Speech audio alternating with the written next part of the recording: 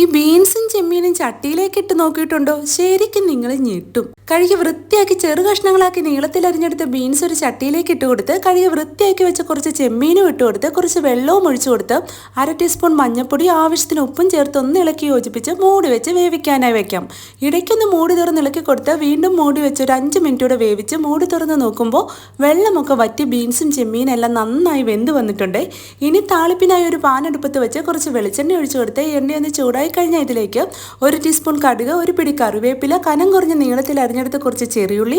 ഇനി ഈ ഉള്ളിയെല്ലാം എണ്ണയിലേക്ക് ഇട്ട് ഒന്ന് ഇളക്കി വഴറ്റി ഇതൊന്ന് വഴണ്ടി വരുമ്പോൾ ഇതിലേക്ക് ചതച്ചെടുത്ത് ഉണക്കമുളകും ചേർത്ത് 1 ടേബിൾ സ്പൂൺ കാശ്മീരി മുളക് പൊടി, 1 ടീസ്പൂൺ മഞ്ഞൾപ്പൊടി. ഇനി ഈ പൊടികളുടെ പച്ചമണമൊക്കെ ഒന്ന് മാറുന്ന വരെ ഇളക്കി വഴറ്റി ഇനി ഇതിലേക്ക് നമ്മൾ വേവിച്ച് വെച്ചിരിക്കുന്ന ബീൻസും ചെമ്മീനും ചേർത്ത് നന്നായി ഇളക്കി യോജിപ്പിച്ച് ഈ സമയം ഉപ്പ് നോക്കി ആവശ്യമെങ്കിൽ ഉപ്പും ചേർത്ത് കൊടുത്ത് ഇളക്കി മിക്സ് ചെയ്ത് മുകളിലായി കുറച്ച് പച്ചവെളിച്ചെണ്ണയും ഒഴിച്ച് ഇളക്കി മിക്സ് ചെയ്തെടുത്താൽ ചോറിനൊപ്പം കഴിക്കാൻ വേറെ ഒരു കറിയും വേണ്ട. അപ്പോൾ എങ്ങനെയാ, എല്ലാവരും ഒന്ന് ട്രൈ ചെയ്ത് നോക്കല്ലേ. അപ്പോൾ ഓക്കെ, ബൈ.